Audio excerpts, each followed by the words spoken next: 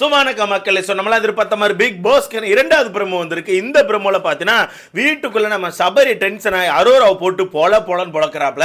ஏன் சபரி டென்ஷன் ஆனார்னா சபரிக்கான சாப்பாடு எடுத்து ஒளிச்சு வச்சிட்டாங்க. ஓகேவா, அது ரொம்ப நேரம் கேட்டுட்டே சுத்துவார். சாப்பாடுங்க நான் மாத்திரை போடணும்டா ப்ளீஸ்ரா சாப்பாடை கொடுங்கடான்னு சொல்லிட்டு ரொம்ப நேரம் கேட்டுட்டு சுத்துவார்.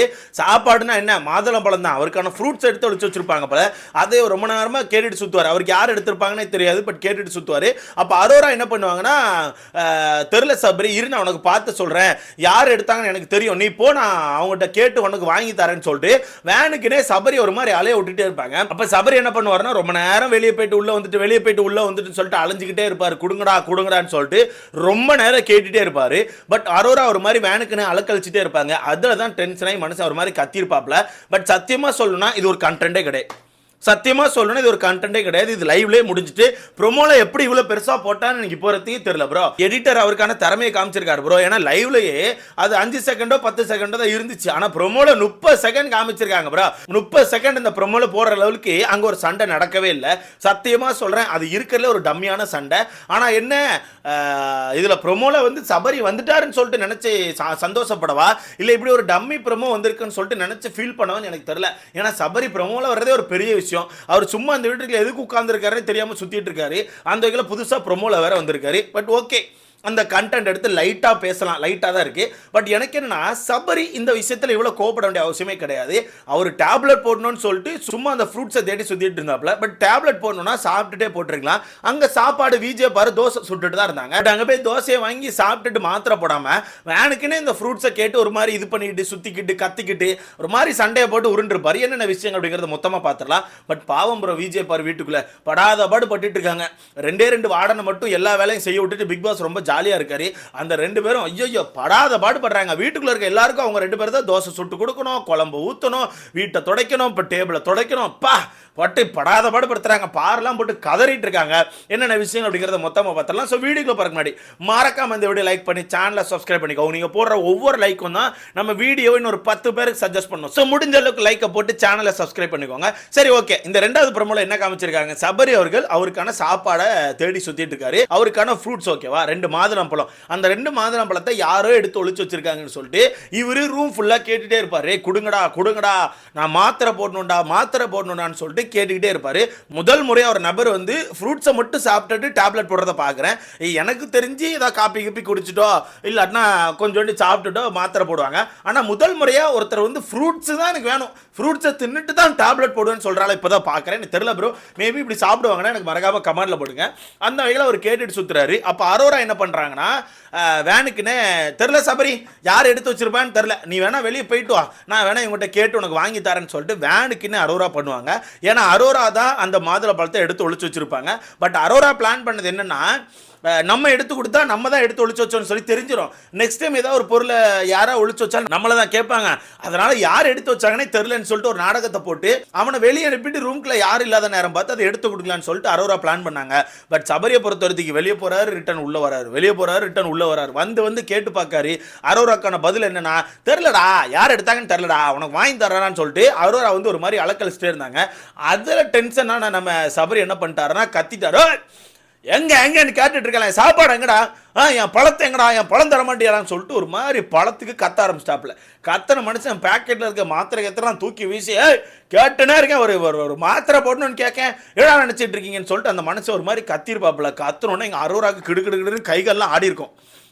கிடுகிடுன்னு கைகால் ஆடி காமம் அம்மா பின்னாடி போய் ஒளிஞ்சிட்டு இருப்பாங்க இப்படி. ஏன்னா அவன் கத்திக்கிட்டே ரிட்டன் ரூமுக்குள்ள வருவான். அரோரா சொல்லிட்டே இருக்கேன்ல அப்படி சொல்லிட்டு ஒரு மாதிரி கத்திக்கிட்டே வருவானா. வந்தோடனே இங்கே அரோராக்கு பயம் கொடுத்துருக்கோம். அரோரா வந்து காமம்மா சட்டையை பிடிச்சிட்டு காமம்மா பின்னாடி போய் ஒளிஞ்சிட்டு இருப்பாங்க. பட் அந்த இடத்துல அவன் எதுக்கு கத்துறான் ஏன் கத்துறானே தெரியல. பட் இப்படி கத்துறதை பார்த்து பயந்த நம்ம அரோரா என்ன பண்ணிடுவாங்கன்னா, சபரி அப்படி வெளியே நடந்து போகும்போது டக்குன்னு அவங்களுக்கான அந்த பெட்டு கீழே இருக்க அந்த டேபிளை ஓப்பன் பண்ணி உள்ள இருந்து 2 மாதுளம்பழத்தையும் எடுத்து கொடுத்துருவாங்க. ஓகேவா, எடுத்து கொடுத்ததுக்கு அப்புறமாச்சும் ஒரு அமைதியா இருப்பாருன்னு பார்த்தீங்கன்னா இல்லை. அதுக்கப்புறம் லைட்டாக கத்திட்டு இருந்தாப்ல. அதில் அரோரா வந்து ஒரு மாதிரி பயந்து ஒரு மாதிரி உட்காந்து அழ ஆரம்பிச்சிட்டாங்க. நம்ம சபரி போயிட்டு சமாதானப்படுத்த ட்ரை பண்ணுவாரு. பட் அந்த பொண்ணு சமாதானம் ஆகாது. ஏன்னா அந்த பொண்ணு உண்மையா பயந்துச்சு. அரோராக்கு வேற பயம் இல்ல, இவர் ஒரு மாதிரி கத்திக்கிட்டே ரூம்குள்ள வந்தாரா, அதுல ஒரு மாதிரி ஒரு அடிக்க வரணும்னு சொல்லிட்டு சபரியை பார்த்து பயந்துட்டாங்க. பட் எனக்கு இங்க என்னன்னா, இவங்க டேப்லெட் போடணும், அப்படி டேப்லெட் போடணும் அர்ஜென்ட்னா நினைச்சா நேரா போயிட்டு பாரு கிட்ட ஒரு தோசை கேட்டா பாரு கொடுத்துருப்பாங்களே. ஏன்னா பாரு அங்க தோசை சுட்டு கொடுத்துக்கிட்டே இருக்காங்க. எஃப்ஜே உள்ள இருந்து தோசையை சுட்டு கொடுத்துட்டு இருக்காப்ல, பாரு வெளியே இருந்து தோசையை சுட்டு ஒவ்வொருத்தருக்கா கொடுத்துட்டு இருக்காங்க. அப்படி உண்மையாவே அவ்வளோ அர்ஜென்ட் தோசை வேணும்னா நேராக போய் கேட்டால் கொடுத்துருப்பாங்களே. நேராக போய் கேட்டு ஒரு தோசையை வாங்கி ஒரு தோசை சாப்பிட்டு கூட அந்த டேப்லெட்டை போட்டிருக்காம, பட் பண்ணலை. வேனுக்குன்னு இந்த பழத்துக்காக ஒரு சண்டையை போட்டு உருள் உருண்டிருப்பாங்க. பட் எனக்கு ஒன்று சொல்லி ஆகணும் ப்ரோ, பாரு ஒரு சைடில் பார்க்கும்போது ரொம்ப பாவமாக இருக்கு ப்ரோ. பாவம் வாடன்னு சொல்லி இந்த 2 பேரை போட்டு இவங்க தான் எல்லா வேலையை பார்க்கணும்னு சொல்லி போட்டாங்களா, படாத பாடு பட்டுட்டு இருக்காங்க. எப்படி வீட்டுக்குள்ள படாத பாடு பட்டுட்டு இருக்காங்க. ஒவ்வொரு விஷயத்துக்கும் போட்டு நோண்டுறாங்க. இப்போ அங்க 2 பேர் தான் தோசை சுட்டுட்டு இருக்காங்க. ஓகேவா, அப்படி தோசை சுடும் போது இப்போ அங்க உட்கார்ந்துருக்க எல்லாருமே எந்திரிச்சு போய் கூட தோசையை வாங்கலாம். இத்தனை நாள் அப்படித்தான் பண்ணிட்டு இருந்தாங்க. பட் புதுசா என்ன பண்ண ஆரம்பிச்சிட்டாங்கன்னா, இது ஹாஸ்டலு, நீங்க தான் தோசையை கொண்டு வரணும், நீங்க தான் கொண்டு வந்து எங்களுக்கு கொடுக்கணும், ஃபர்ஸ்ட் எனக்கு தான் கொடுக்கணும், அவனுக்கு கொடுக்குறான்னு சொல்லிட்டு தேவையில்லாம அதுலயும் ஒரு சண்டையை போட்டு உருள்றாங்க. அப்போ 2 பேர் இருந்து அவங்க என்னதான் பண்ண முடியும் சொல்லுங்க? 2 பேர் இருந்து அங்க இருந்து சுடத்தான் முடியும். சுட்டு தூக்கி கொண்டு கொடுத்தா அவங்களுக்கு எவ்வளவு கஷ்டமா இருக்கும். இதை வச்சும் பஞ்சாயத்து பண்றாங்க ப்ரோ. இதை வச்சும் பஞ்சாயத்து, எனக்கு ஃபர்ஸ்ட் கொடுக்கல, அவனுக்கு ஃபர்ஸ்ட் கொடுக்கல, எனக்கு இங்க வந்து கொடுக்கல, அங்க வந்து கொடுக்கல, நான் தான் நின்னேன், நான் தான் 2வது நின்னேன்னு சொல்லிட்டு அதுலயும் பஞ்சாயத்து பண்ணிட்டு இருக்காங்க. மொத்தத்துல இந்த வார்டன் 2 பேரும் ரொம்பவே பாவம், தவிக்கிறாங்க, ரொம்ப தவிச்சிட்டு இருக்காங்க. எனக்கு பார்க்கும்போது ஒரு விஷயம் மட்டும் தெரிஞ்சு போச்சு, பிக் பாஸ் வேனுக்குனே பிளான் பண்ணி தான் போட்டிருக்காருன்னு சொல்லிட்டு.